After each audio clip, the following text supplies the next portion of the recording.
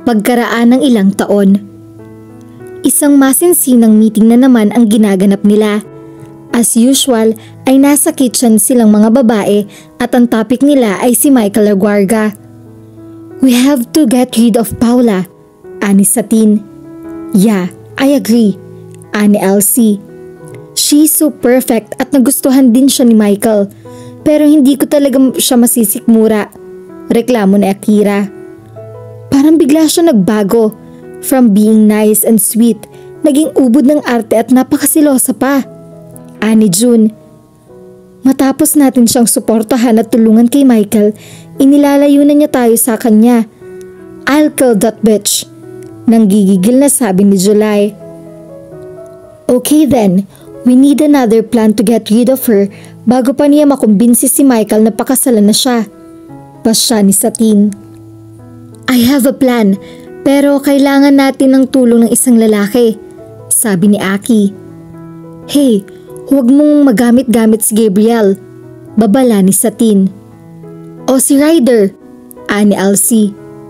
"Masyado pang bata sa ganyan si Rafael," sabi naman ni June. "May kakilala akong lalaki, si Pio, yung teammate ni Michael," ani July. Pwede na. Noon nila mararamdaman ang paparating na mga yabag. "May tao. Meeting's over," sabi ni Satin. Pumasok sa kusina si Gabriel. "Nandito pala kayong lahat," anito. "Akala ko'y walang tao." "Hi love, bye now," sabi ni Satin sabay dampi ng halik sa pisngi ng lalaki. "San ka pupunta?"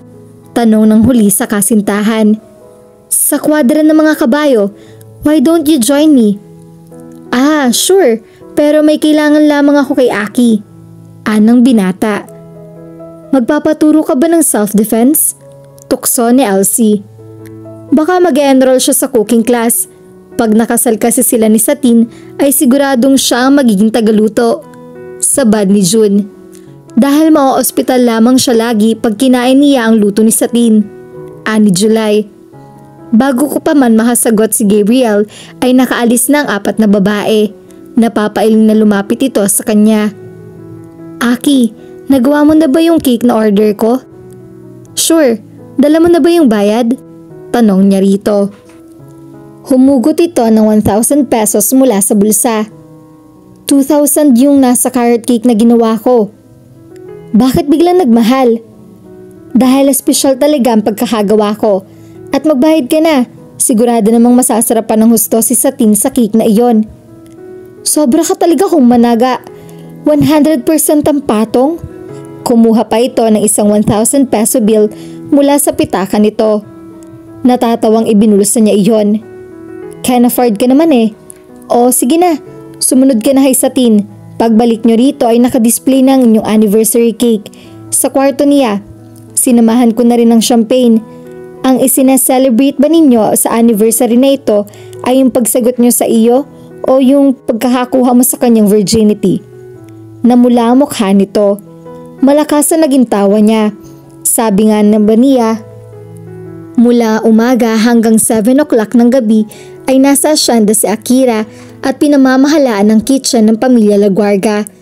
Kahit mayroon siyang mga kinuhang assistant sa pagluluto ng makakain ng lahat ng tao sa bahay, at mga nagtatrabaho sa asyenda, ay personal pa rin niyang pinagmamahalaan ng lahat ng menu for the day. Every 8 o'clock naman ng gabi, kapag Tuesday, Thursday at Saturday, ay nagtuturo siya ng isang cooking class. Monday, Wednesday at Friday night ay martial arts classes naman. Para sa kanya, kompleto at masaya na ang buhay niya. Wala na siyang mahihiling pa. Higit sa lahat, kabilang siya sa isang pamilya na kay tagal niyang pinangarap. Isa rin itong pamilya na unti-unting lumalaki at nagiging interesting sa pagdaan ng panahon. Ang pag-aasawa ay wala ng puwang sa buhay niya dahil hindi niya kayang ipagkaloob ang puso at katawan niya sa kung sinong lalaki lamang. Kung siguro ay makakapagtago siya ng isang lalaking tulad ni Michael, ngunit imposible iyon. Masyadong unique ang lalaki. Wala itong katulad. At lalong malabo na hangarin niyang itong mismo ang maging asawa niya. Noong una ay inakala niyang love siya rito.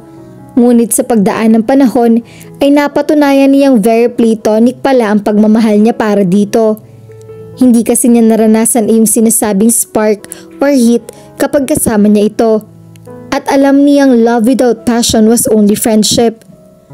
Medyo ginabi siya nang uwi ng araw na iyon mula sa cooking class niya. Ngayon kasi ang pagtatapos ng first batch ng mga estudyante niya ngayong taon. Nagkaroon sila ng maliit na party. Inaasahan na niyang tulog na ang lahat sa bahay. Pero nagulat siya nang malaman niyang may isa pang gising, si Michael. Michael, ano ginagawa mo rito? Hindi ba't may laro ka ngayong gabi? Nagpaalam ako kay coach. Mas importanteng umuwi agad ako rito. May nangyari ba? Kanina bago magsimula yung game namin, I got a long distance call from Japan. Nagkahinala agad siya kung kanino galing ang tawag. Galing ba sa Otosan? I mean sa mother ko? 19 years old siya nung magpasya siyang sumama kay Michael sa Pilipinas. Kung kailan may kalayaan na siyang gawin ang anumang gusto niya. Hindi na siya nagpaalam pa sa kanyang ina dahil hindi naman siya mahalaga rito. No, it's from a lawyer. Siya ang naging tagapangasiwa ng mga naiwan ng ina mo. Naiwan? Your mother died 3 months ago. Sa'yo mapupunta ang lahat ng pag-aari niya. Matagal ka nang hinahanap ng abogado. They were able to find out my name at kung nasan ako. They traced you through me. May naramdaman siyang lungkot sa dibdib niya. Ngunit hindi tumulo ang mga luha niya dahil nawala ang pagmamahal niya sa ina mula nang piliin nito ang stepfather niya.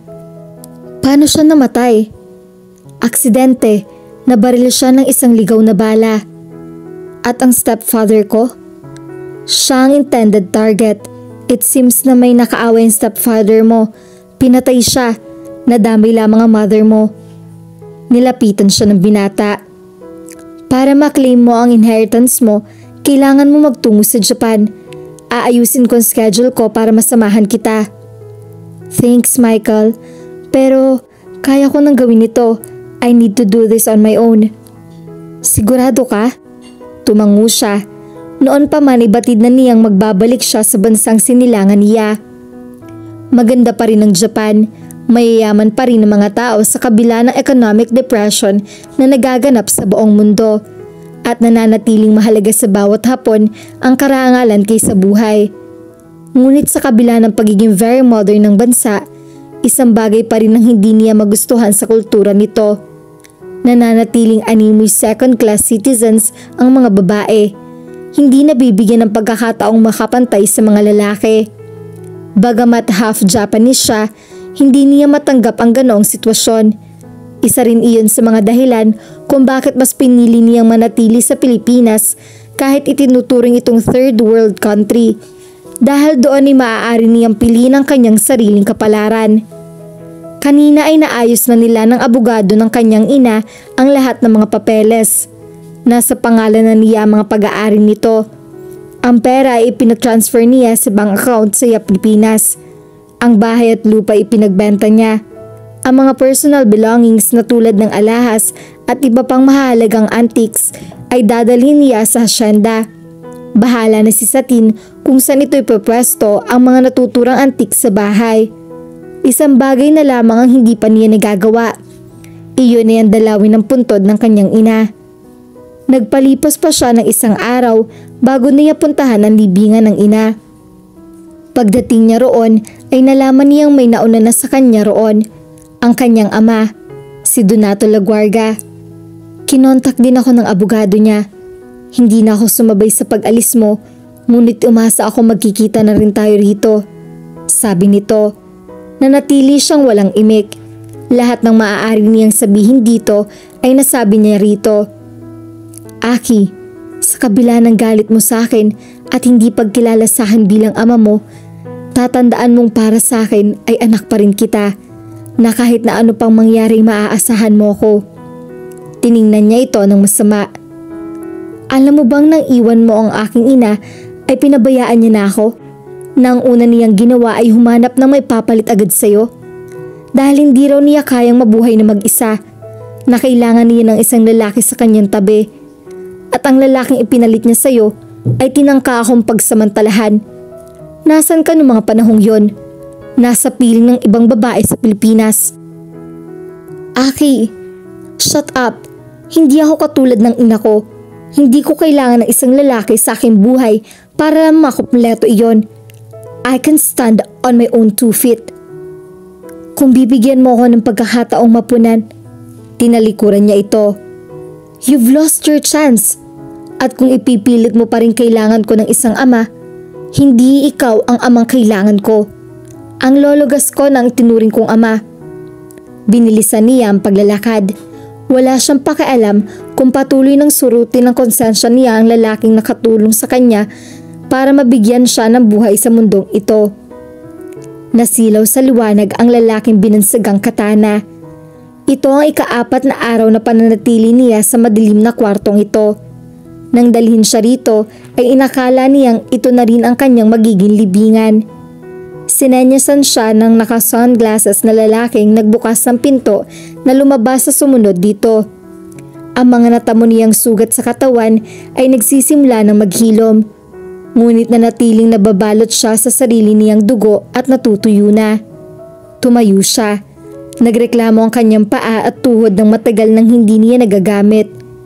Naramdaman din niya ang pananakit ng kanyang katawan na hindi pa ganap na nakakabawi mula sa parusang natikman niya. Ngunit binaliwala niya iyon. Diretso siyang naglakad. Natitiyak niyang may kailangan na naman sa kanya ang Kyodai. Dinala siya ng lalaking sumundo sa kanya sa paliguan. 2 babae naghihintay sa kanya roon. Pagkaraang mapaliguan siya, mabihisan at mapakain ay pinaharap siya sa Kyodai. Kasalukuyang nakaupo ito sa tabi ng bintana, nakatanaw sa hardin nitong puno ng halamang bonsai. Naupo siya at tumuyukod. Isang paghingi lamang ng tawad ng kailangan ko sa iyo. Ishima-san, kung ginawa mo yan, ay hindi ka na sana nahirapan ng husto. Nanatili siya sa pagyuko. Pinilit kong tanggapin ang kaparusahan ninyo dahil kailan ay hindi ko hihingi ng kapatawaran ang ginawa ko. Lahad niya. Napabuntong hininga ang Kyodai. May edad na ito. Lampas 50 na. Ngunit taglay pa rin ito ang kapangyarihang nagpapasunod sa lampas 100 taong tauhan. Matigas talaga ang ulo mo, Ishima-san. Sa kabila ng maraming taon ay hindi pa rin ako nakakasiguro sa katapatan ng grupo mo. Nanatili siyang walang imik. Ngunit ang katapangan at kakayahan mo ay ilang beses nang nakapagpaligtas, hindi lamang sa grupo ko kundi maging sa buong samahang kinabibilangan natin. Dahil sa iyo nakaligtas ang anak na babae ni Shabon sa mga kamay ng mga dayuhang puti. Ikaw rin ang dahilan kaya ako narating ang ranggo ko ngayon sa samahan. Matagal na natili ang katahimikan. Nang muling magsalita ang Kyodai ay inutusan siya nitong maupo na. Nagtaas siya ng paningin na upo ng maayos sa sahig. Kailangan kong mahuli ang serbisyo mo, Ishima-san. Ang Shishikuro ay natagpuan na. Kunin mo iyon at patayin mo ang sino mo nagmamay-ari ngayon nun. Kailangang mabigyan ng leksyon ng mga taong hindi magbibigay galang sa samahan natin. Itinuro nito ang isang brown envelope sa mesa na nasa sulok ng kwarto. Kinuha niya iyon. Binuksan niya. Naroon ang impormasyong kailangan niya para maisakatuparan ang bagong misyon. Naroon din ang larawan ng kanyang target. Isang taong babaeng nagngangalang Akira Laguarga. At dito na po nagtatapos ang part 2 ng ating kwento. Sabay-sabay po nating abangan ang susunod pang mga kabanata. Maraming salamat po. God bless and stay safe!